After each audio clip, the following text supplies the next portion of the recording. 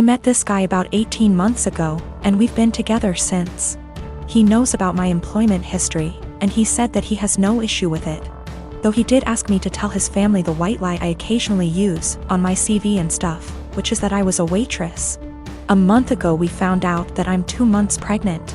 He says this is great news, and we should move in together. I assumed he'd be moving into my place because he rents his far smaller 1-bedroom flat while I own mine. And I have room for a baby's room while he doesn't. Also, I really don't want to leave my flat. It's my flat, I love it, I could see myself living here for the rest of my life.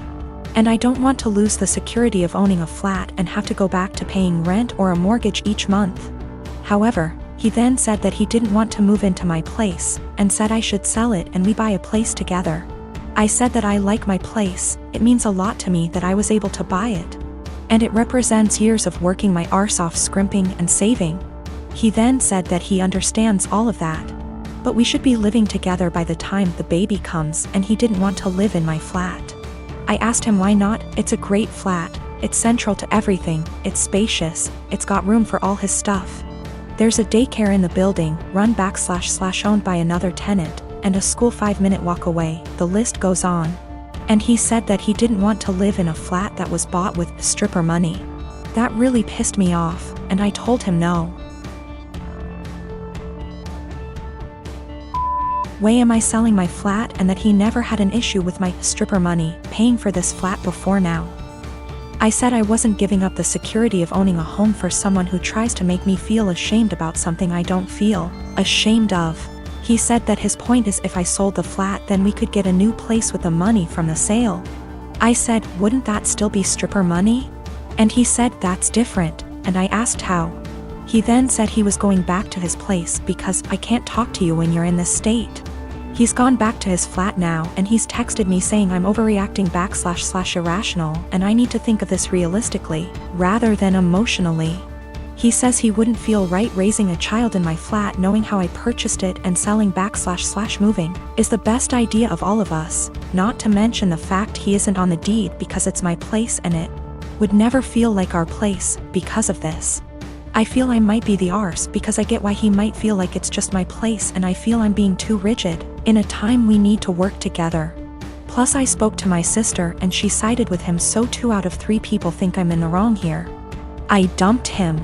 There was a whole conversation, and during the conversation he said he didn't want to be a parent if I wasn't willing to do everything he wanted, including sharing a house back / deed, plus staying together. Also, at the start of the conversation I said what a few people suggested, which was that I'd be willing to sell and split the house with him, provided he paid 50%, and he got very, very angry. Very, very quickly. He also said a few other things, how it's all going to pan out just yet, but it looks like I'm going to be a single mother. My best friend is a really great gift giver. I know that she plans gifts really far in advance and always dedicates so much time and thought into them. And I am so grateful for every gift I have ever received because I know how special they are. She'll often take something small I said from years back and make a really meaningful thing out of it. And I know she enjoys gift giving, and it is clearly one of primary ways she communicates her love for me and others. I just can't keep up. I've never been a really good gift giver. I often really struggle with forming ideas for upcoming celebrations, and until I'm really under the pump, I come up empty-handed until I find something just all right, or I repeat a similar shtick of reasons why I value you, presents. This just means that I feel so much stress every time I have to celebrate her birthday and Christmas. Especially because I would have received something completely out of this world. I really just feel like my gifts pale in comparison. It's getting to this stage where we've been exchanging presents for 8 years, and I'm honestly just starting to feel like I'm running out of steam to keep up and continue thinking of other ideas. It is also hard because I'm neither here nor there when it comes to receiving gifts. I can recognize the hard work and love, but I don't need to receive gifts to know that I'm loved. And so I worry that I don't reciprocate my love well enough because my presents never feel at her level. I want to express to her my gratitude for her gifts, but ask that we just stick to one a year, on birthdays. Because Christmas and the occasional Valentine's Day is too much for me. I have been able to move away from gift giving with other friends by just casually mentioning it or just mutually ceasing present exchanges, and we now opt for spending time with each other, something I love.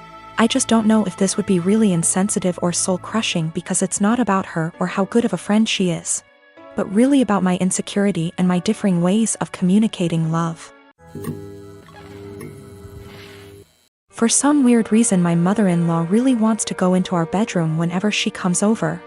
On one occasion, I followed her as she went upstairs. I was going to get something for my child as the bedrooms are upstairs, and she walked past the bathroom on the main floor and up the stairs behind it.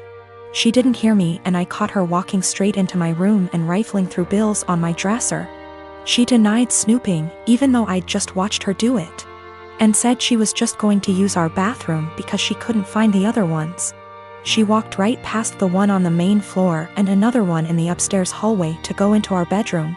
Since that happened, I installed an exterior doorknob that requires a key on our bedroom door and one on the door to our office / spare bedroom. However, she's still always forgetting where the bathroom is and trying the bedroom and office door. This really ticks me off. My husband says that I just get annoyed at this because everything she does drives me crazy, and since we've put locks on the rooms we don't want her in, there isn't really a problem anymore. Well, over the holidays we had my in-laws over for dinner, and before they came I was searching for the bedroom keys. We hadn't used them in a while since we only lock the doors when mother-in-law comes over. My husband told me we didn't need to lock the doors since she wouldn't try to get into the rooms, and I insisted that she would because she loves to snoop. We went back and forth and decided to cover the doorknobs in superfine glitter to see if she tried them. I did this once before when husband didn't believe me about the snooping to prove she'd been in the rooms. Last time she ignored the glitter and we didn't say anything about it, but then my husband couldn't deny that she'd tried to snoop. So this time I covered the knobs in glitter and for the office went a touch further and rigged a little folder of glitter over the door to the office before the in-laws came over. I left it one side unlocked, French doors, and it was set so if you walked in the room you would get covered in glitter. Husband goes out of his way to show his mom the main floor bathroom when they got here and specifically asks his parents and sister not to go upstairs. There's a baby gate so the kids can't get upstairs either. Well, guess who had to go to the bathroom and got covered in glitter and had it all over their hands and hair? She completely lost it and started screaming at me, so I yelled back, and now my husband is saying I went too far. Apparently her car is ruined now too because it's covered in glitter that she can't get cleaned up. I will be ordering some cellulose glitter that is biodegradable and safer for future projects. And if she comes over again, I will set up a camera. Or at least print out some fun fake documents so if she snoops again she can at least find something interesting. My 7-year-old daughter's doing virtual school in our living room recently. I heard her teacher address a girl named Kelly a few times, which stuck out to me because my daughter's class is only about 15 kids and I know them all by this point in the year. A couple times more and I realized she was calling my daughter Kelly. My daughter's name is Keely, pronounced Keely. So after school was over I asked her if that had been happening all year in this teacher's class and she said it had, and it really annoyed her. I asked her why she hadn't corrected the teacher if it annoyed her so much, and she said she had repeatedly at the beginning of the year, but the teacher kept calling her Kelly, so eventually she gave up on reminding her. I sent the teacher a quick email explaining the misunderstanding but got no response. This teacher teaches a special subject, think music, gym, art, or language, not just one grade level. So my daughter will be in her classes for the next several years, so we couldn't just wait it out. And how moments like these are handled now will set the stage for how my kid deals with similar situations on her own in the working world. I encouraged my daughter to come to class early or stay later again, thinking maybe she hadn't heard or understood her last time. So a quiet one-on-one would be better. She got to the class early and she told her very politely that her name was Keely like really, instead of Kelly like jelly. And that people often get it confused, so she just wanted to clarify. So class starts and sure enough she gets called Kelly again almost immediately. So there's only so much self-advocation a 7-year-old can be expected to do. I just walked over and said, "Hi, this is Keely's dad. Her's name not Kelly. It's Keely." A few hours later I had an email in my inbox inviting my wife and I to a parent-teacher conference with the vice principal.